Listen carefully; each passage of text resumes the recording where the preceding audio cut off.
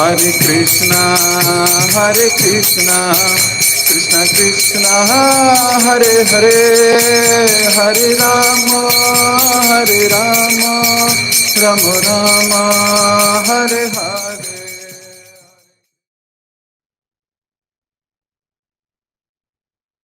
जय जय श्री चैतन्य, जय हो नित्यानंदा, जय अद्वैत चंद्र, जय गौर भक्त वृंदा। जय जय श्री चैतन्य, जय हो नित्यानंदा, जय अद्वैत चंद्र, जय गौर भक्त वृंदा। जय जय श्री चैतन्य, जय हो नित्यानंदा, जय अद्वैत चंद्र, जय गौर भक्त वृंदा। हरे कृष्ण। आप सभी भक्तों का एक बार फिर से बहुत बहुत हार्दिक स्वागत श्री चैतन्य भागवत रीडिंग क्लास में। हम लोग पिछले कुछ दिनों से महाप्रकाश लीला पढ़ रहे हैं। श्री वृंदावन दास ठाकुर बड़े स्नेह से, बड़े प्रेम से बहुत वैष्णव आचरण हमको सिखा रहे हैं।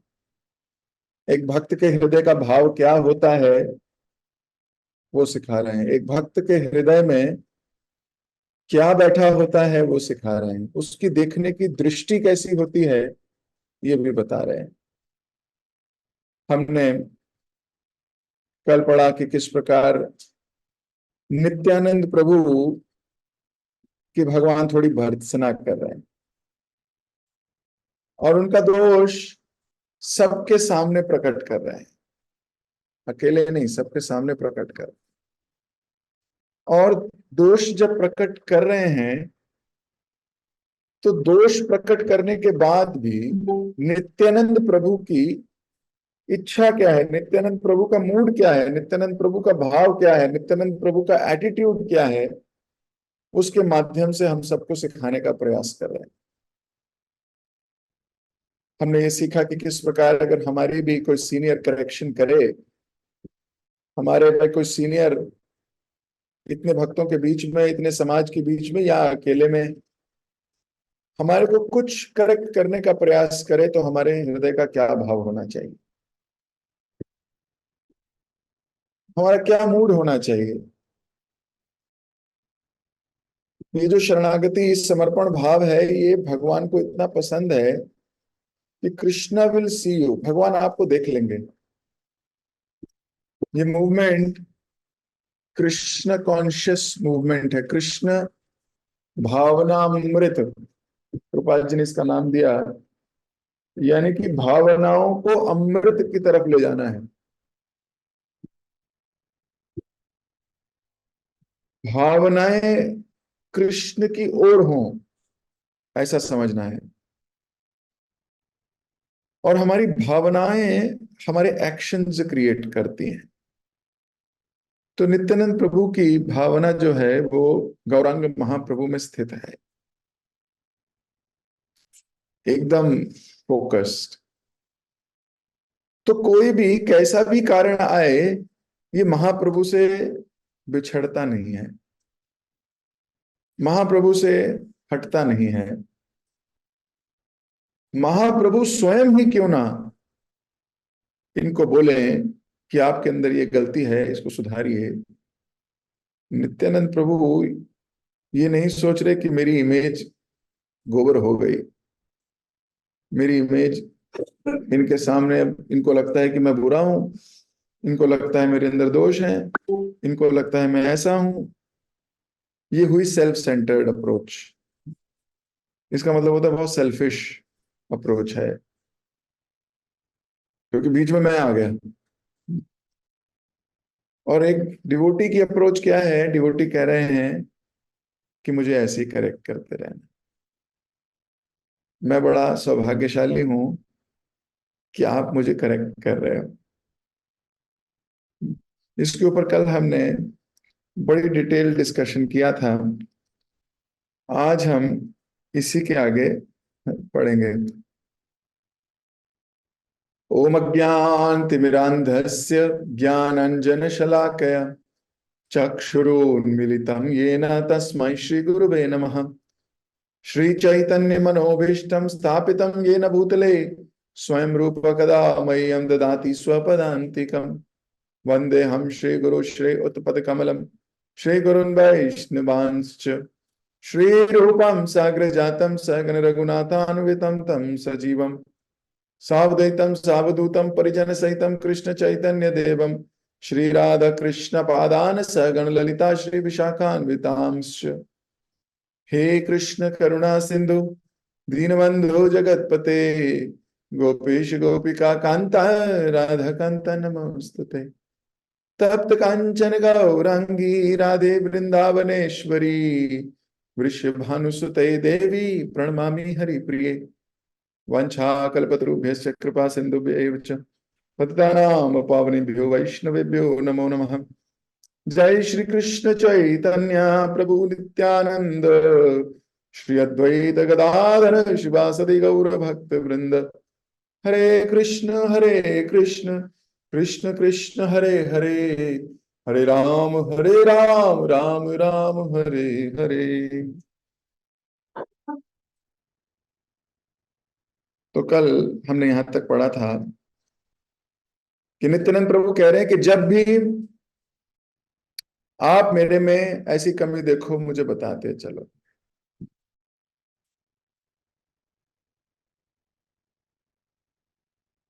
ये कहकर नित्यानंद प्रभु जोर जोर से हंसने लगे। वे दिव्य आनंद के समुद्र में गोते लगा रहे थे। अपने वस्त्र खोलकर उन्होंने अपने सर पर बांध लिए और सबके सामने निर्वस्त्र खड़े हो गए।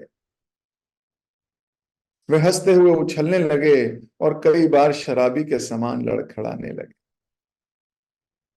नित्यानंद प्रभु को पकड़ते हुए श्री विश्वंभर ने कहा, ये आप क्या कर रहे हैं? किसी गृहस्थ के घर में ये व्यवहार अनुचित है। अभी अभी आपने कहा है कि आप पागल नहीं हैं, परंतु आप तुरंत अपने कहे से पलट गए हैं। जो व्यक्ति अपने चारों ओर के संसार को भूल जाता है, फिर उसे समझाने का लाभ क्या? श्री नित्यानंद प्रभु अपने दिव्य उन्माद में मग्न थे और शिवास पंडित, हरिदास ठाकुर तथा गदाधर पंडित उन्हें देख रहे थे। उस समय महाप्रभु ने स्वयं अपने हाथों से नित्यानंद प्रभु को वस्त्र पहनाए। और नित्यानंद प्रभु ने अपने वस्त्र खोल दिए हैं और ऊपर बांध दिए, सर पे पगड़ी, खाली हो गए एकदम। तो महाप्रभु याद दिला रहे हैं कि गृहस्थों के घर में ये व्यवहार अनुचित है। वैसे ये किसी के भी घर में व्यवहार अनुचित है, ऐसा प्रतीत होता है। लेकिन नित्यानंद प्रभु तो अवधूत हैं। उनको आसपास हानि लाभ, सोसाइटी नॉन सोसाइटी, उनको कोई बोध नहीं है, कोई बोध नहीं है। जब भगवान कृष्ण अर्धरात्रि यानी कि रात को 12 बजे अपनी मुरली का पंचम स्वर बजाया करते थे, तो वो स्वर मान लो कोड हो, कोड वर्ड। गोपियां जब उसे सुनती थी तो जिस जिस हालत में होंगी, जिस जिस हालत में होती थी, लज्जा, समाज, रिश्ते नाते व्यवहार, सब कुछ छोड़कर लांग कर कृष्ण के पास खींची चली आती थी। ऐसा क्या हुआ कि उनको अपने आसपास के लोगों का बोध ही नहीं है? जमाना क्या कहेगा,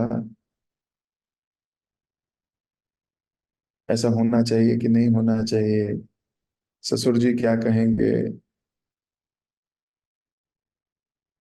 घर वाले क्या कहेंगे, माँ क्या कहेगी, आधी रात को क्या कोई स्त्री किसी लड़के से मिलने जाती है।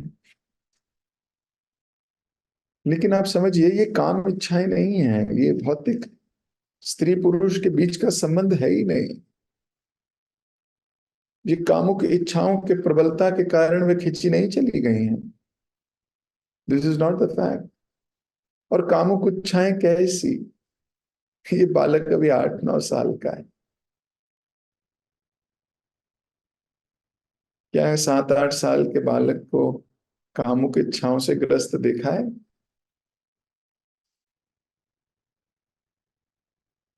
भगवान 7 वर्ष के थे जब गिरिराज जी धारण किए। उससे पहले भी ये लीलाएं हो रही थी, यानी कि 6 वर्ष, 6.5 वर्ष। क्या कोई इतना छोटा बालक के अंदर काम इच्छाएं जागृत होती हैं? और मैं कह रहा हूं 9-10 साल लीजिए, तो भी किसी व्यक्ति के हृदय में 9 साल, 8-9 साल की उम्र में ऐसी इच्छाएं, सेंसुअल प्लेजर जागृत नहीं होते।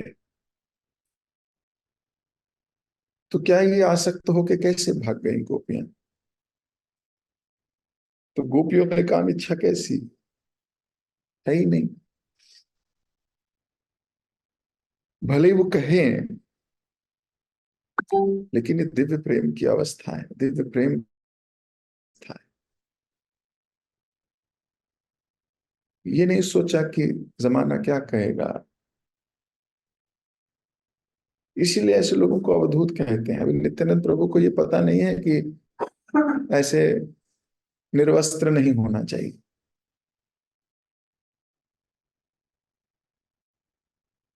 कोई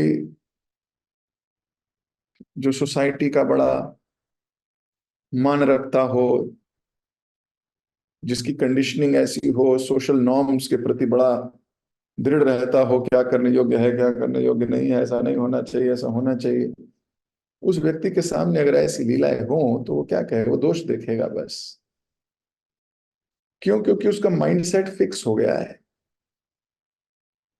किससे? संसारिक रीति रिवाज से, संसारिक मापदंड से, संसारिक चीजें जो चल रही हैं, जिसको एक्सेप्ट कर लिया गया है सोसाइटी में। अब जो सोसाइटी में एक्सेप्ट कर लिया गया है वो सोसाइटल पर्सन है, उसको लगता है कि उसको बहुत दिमाग चलता है। वो जब ऐसी चीज देखेगा वो क्या कहेगा? वो तो निर्दोष निकालेगा इसमें। लेकिन वास्तविकता यह है कि ये उससे परे है, ये परे है। लेकिन फिर भी महाप्रभु समझ रहे हैं, क्योंकि हर कोई व्यक्ति ये लीला समझ नहीं सकेगा नित्यानंद प्रभु की। महाप्रभु उनको समझा रहे हैं फिर से कि ये तुम क्या कर रहे हो, जो तुम कर रहे हो ये संसारिक रीति के अगेंस्ट है, विपरीत है। पर महाप्रभु का ऐसा कहना दोष दृष्टि नहीं है। महाप्रभु को पता है कि जो नित्यानंद प्रभु करे वही ठीक है। असलियत यही है कि संसारिक बोध होना ही नहीं चाहिए, लेकिन फिर भी संसार में है। तो महाप्रभु करेक्ट कर रहे हैं नित्यानंद प्रभु को फिर से। महाप्रभु कह रहे हैं कि ये ठीक नहीं है, क्या करो? महाप्रभु ने बोला इसको कहने से कोई लाभ नहीं, खुद ही करना पड़ेगा। तो महाप्रभु अपने हाथ से खुद ही कपड़े पहना रहे हैं। बोले मैं कहूंगा ये तो अवधूत है, दीवाना है, इसको संसार से कोई रिश्ता नाता ऐसा है नहीं। नित्यानंद प्रभु अपने हाथों से भोजन तक नहीं खाते थे। श्री मालिनी, श्रीवास की वाइफ मालिनी अपने हाथों से उन्हें भोजन खिलाती थी। श्रीवास पंडित की पवित्रता तथा पुण्यवती पत्नी मालिनी नित्यानंद प्रभु के मनोभाव को जानते हुए एक मां के समान उनकी सेवा करती थी, जैसे एक मां अपने बेटे की करती है। एक दिन, ध्यान से सुनिए, एक दिन एक कौवा पूजा के लिए घी से भरी कटोरी लेकर उड़ गया। तो मालिनी पूजा के लिए, आरती के लिए तैयार कर रही थी प्लेट, तो छोटी सी कटोरी थी जिसमें घी था, वो कौवा आके उड़ लेके उड़ गया। कुछ ही देर में वो लौट कर तो आया, परंतु कटोरी नहीं लाया। यह देखकर मालिनी देवी अत्यंत दुखी हो गई। अपने पति के क्रोधी व्यवहार से परिचित थी, जानती थी कि लौटने पर वे क्रोध करेंगे। स्वयं को असहाय जानकर मालिनी रोने लगी। उसी समय नित्यानंद प्रभु वहां पहुंच गए। मालिनी की आंखों में आंसू देखकर उन्होंने पूछा, आप क्यों रो रही हो? मुझे कुछ बताओ, मैं सब ठीक कर दूंगा। भगवान अपने भक्तों पे कष्ट नहीं देख सकते, लेकिन फिर भी भक्त का धर्म है भगवान को बताएं तो। कई बार भक्त सोचते हैं, मैं क्यों बोलूं, इनको अपने आप पता होना चाहिए। इन्हें अपने आप नहीं पता क्या? मैं तो अपने सारे मनोभाव जानते हैं, फिर क्यों बोलते हैं हृदय सन्निविष्ट। मैं पहले बोल देते हैं कि मैं हृदय में बैठा हूं, फिर जब हृदय में बैठे हैं तो भैया मानो, फिर मेरे हृदय में क्या चल रहा है पता करो। मैं क्यों बोलूं? ये भी उसका अहंकार होता है। मैं क्यों बोलूं? आप अपने जीवन में किसी भी परिस्थिति में लगा के देखिए ये बात। जब भी आपके मन में ये बात आएगी मैं क्यों बोलूं, वो आपका अहंकार ही होगा। वो मुझसे छोटा है, मैं क्यों जाऊं? वो मुझसे छोटा है, मैं क्यों उसको सॉरी बोलूं? मैं क्यों पढ़ू, मैं क्यों बोलूं, मैं क्यों करूं? किसी न किसी फॉर्म का अहंकार ही होता है ये। जो व्यक्ति ये सोच लेता है मैं क्यों करूं, तो भक्त भी कहीं अहंकार आ जाता है कि मैं क्यों बोलूं। जबकि भक्त और भगवान का संबंध, भगवान देखना चाहते हैं कि तुम अपने अहंकार को जीत भी पाते हो कि नहीं।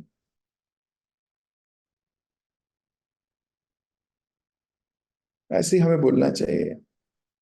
हमें अपने सीनियर के सामने भी ऐसा हृदय व्यक्त करना चाहिए। कई बार लगता है मैं क्यों बोलूं, इनको पता होना चाहिए मेरे मन में क्या चल रहा है। तो नित्यानंद प्रभु बोल रहे हैं मेरे को बताओ क्या हुआ, मैं ठीक कर दूंगा।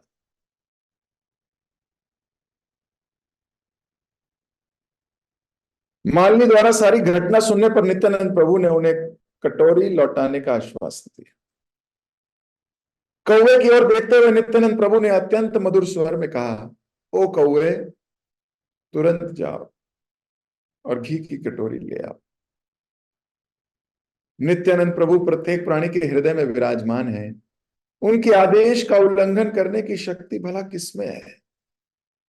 वह कौवा तुरंत उड़ा और कुछ ही क्षणों में अपनी चोंच में कटोरी लेकर लौट आया और आके श्री मालिनी देवी के पास रख दी। ये देखकर मालिनी को नित्यानंद प्रभु के प्रभाव की समझ आ गई। अब नित्यानंद प्रभु ने प्रेम से कहा कि कौवे, जरा कटोरी ले आओ तो। कौवा जाके कटोरी ले आया। तो मान लो आपके सामने एक घटना हो, अब क्या करोगे आप? मैं पहचान जाओगे ये कोई आदमी साधारण व्यक्ति नहीं है। कौवा किसकी बात मानता है? किसी की भी नहीं। लेकिन वो कौवा उड़ा और लेके आ गया। नित्यानंद प्रभु की स्तुति करते हुए श्री मालिनी ने कहा, ये छोटी सी कटोरी लौटाने का में क्या बड़ा आश्चर्य है। सदियों पूर्व आप यमलोक से अपने गुरु के मृत पुत्र को वापस ले आए थे। आपके सर पर संपूर्ण सृष्टि स्थित है, परंतु फिर भी आपको उसका भार का किंचित भी अनुभव नहीं होता। आपके पावन नाम के उच्चारण से अज्ञानता की असीम सागर सूख जाता है। फिर एक कौवा से छोटी कटोरी वापस लाने में क्या आश्चर्य है। अब मालिनी स्तुति कर रही है, वो जानती है वास्तविक स्थिति क्या है इनकी। वे जानते हैं ये कोई और नहीं, स्वयं बलराम जी हैं। कह रही हैं, आप अपने सर पर संपूर्ण सृष्टि धारण करके रखते हो, तो भी आपको दर्द नहीं होता, आपको कष्ट नहीं होता। देखिए, अगर हम एक छोटी सी कील को अपने हाथ में उठाए। उठा सकते हो कि नहीं उठा सकते? उठा सकते हैं। एक कील उठाने में क्या बड़ी बात है, सब लोग उठा सकते हो। ओके, तो एक कील अपने हाथ में उठा सकते हैं हम। पर अगर मैं कहूं उस कील को 2 घंटे उठा के रखो, तो आप में से कुछ लोग कहेंगे 2 घंटे तो बहुत है। कुछ लोग कहेंगे हाँ उठा लेंगे 2 घंटे में क्या है।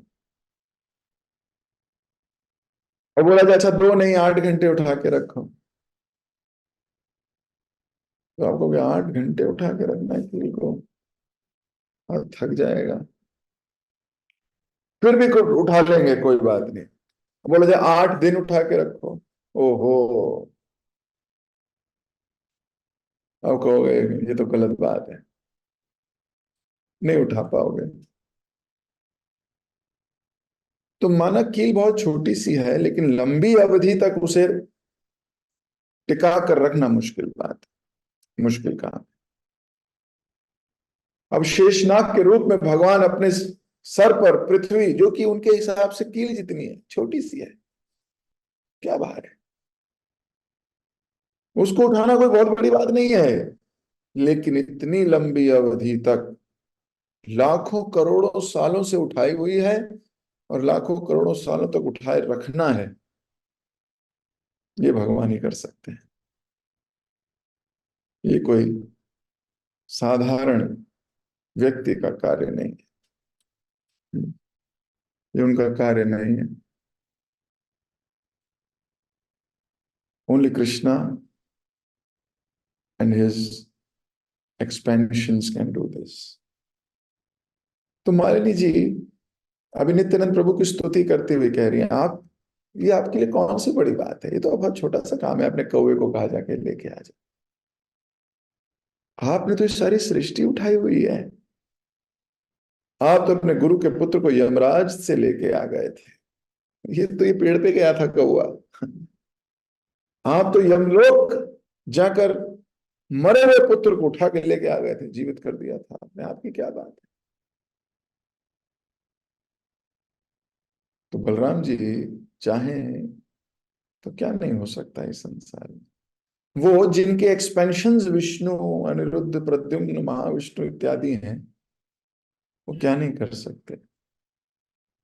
ही can do anything, anything as an anything. तो मालिनी को नित्यानंद प्रभु की स्थिति का पूर्ण एहसास हो चुका है। वो जानती हैं, उनको कोई आश्चर्य नहीं हो रहा। वो कह रही इनके लिए कोई बहुत बड़ा काम नहीं है, कोई आश्चर्य की बात ही नहीं है। मालिनी की स्तुति सुनकर नित्यानंद प्रभु मुस्कुराने लगे, और एक बालक के समान कहने लगे मुझे भूख लगी है। अभी ब्रह्मांड उठा रखा है, पूरी पृथ्वी उठाई हुई है, पर भूख लगती है इनको। अब भगवान को भूख क्यों लगती है? एक्चुअली भगवान को भूख नहीं लगती, वो तो आत्माराम है।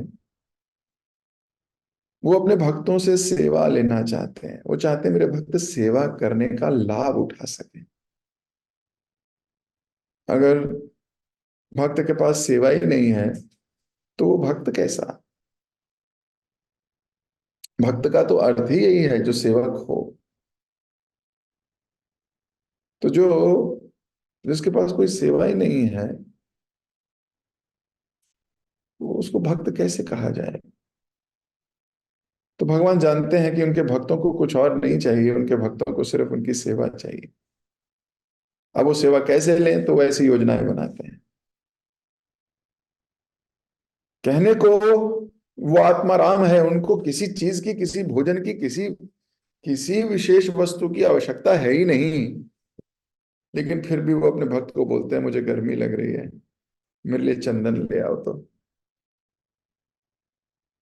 अब भगवान को कैसे गर्मी लग रही है, फिर भी वो भक्त को बोलते हैं कि आज मुझे खीर मिलेगी खाने में। फिर भी भक्त को बोलते हैं क्या थोड़ा नमक लाओगे? जैसे सनातन गोस्वामी को कहा, लोकनाथ गोस्वामी को कहा, माधवेंद्र पुरी को कहा कि मेरे लिए मलाई पर्वत जाओ और चंदन लेके आओ, 40 मन चंदन। क्या भगवान को गर्मी लगती है? वो भक्त को सेवा देना चाहते हैं। भगवान ने गीता में कहा परित्राणाय साधुना। तो भगवान का जो आगमन होता है वो अपने वैष्णव भक्तों को सेवा प्रदान करने के लिए होता है, आनंद प्रदान करने के लिए होता है। और भगवान का कोई उद्देश्य नहीं है, कोई उद्देश्य नहीं है, केवल भक्तों से सेवा लेना, सेवा देना। ये पारस्परिक संबंध जब प्रगाढ़ होता रहता है तो भगवान अपनी वास्तविकता को प्रकट करते हैं। जब ये संबंध प्रगाढ़ होता है तो व्यक्ति अपनी वास्तविकता के साथ खुलता है। तो नित्यानंद प्रभु अभी बोल रहे हैं मालिनी को मुझे भूख लगी है, इसलिए ताकि मालिनी सेवा का आनंद ले सके। एक वैष्णव की यही अभिलाषा होती है। मोरा ही अभिलाष, यही अभिलाष है। विलास कुंजे दीजियो वास। क्या करना है विलास कुंज में रह के? सेवाधिकार दियो करो निज दासी। सेवा का अधिकार मिल जाए थोड़ा सा बस, सेवा करने लायक हो जाऊं, कुछ कुछ भी सेवा कर दूं। पोछा लगाने की सेवा मिल जाए, झाड़ू लगाने की सेवा मिल जाए, तुलसी को जल डालने की सेवा मिल जाए, वैष्णव को संतुष्ट करने की सेवा मिल जाए, भोजन बनाने की सेवा मिल जाए, कथा करने की सेवा मिल जाए, कथा लिखने की सेवा मिल जाए, कोई तो सेवा मिल जाए। That is the quality of a pure Vaishnav. अब कृष्ण कैसे चेक करते हैं क्वालिटी क्या है सेवा देके, कि उसका सेवा का मूड क्या है? भगवान कोई सेवा देंगे और फिर देखेंगे कि सेवा के पीछे इसका उत्साह है कि नहीं, सेवा के पीछे इसका मूड ठीक है कि नहीं। That's it, that is the purpose. तो अभी मालिनी को बोल रहे हैं मुझे भूख लग रही है, तो अपनी वाणी को मैं यहीं विराम दे रहा हूं। नित्यानंद प्रभु को अभी थोड़ा भूखा ही रहने देते हैं। वैसे तो वो अपने भक्तों के प्रेम के भूखे हैं, अपने भक्तों के स्नेह के भूखे हैं, और ऐसी भूख है जो मिटती नहीं। प्रेम की भूख कहाँ मिटती है? ये तो बढ़ती जाती है, बढ़ती जाती है। तो कल यहीं से आगे पढ़ेंगे। जगत गुरु श्रील प्रभुपाद की जय, श्रील वृंदावन दास ठाकुर की जय, श्री चैतन्य भागवत की जय। हरे कृष्ण। किसी भक्त का कोई प्रश्न हो या कोई टीका या कोई टिप्पणी या कोई ऐड करना चाहता हो कुछ?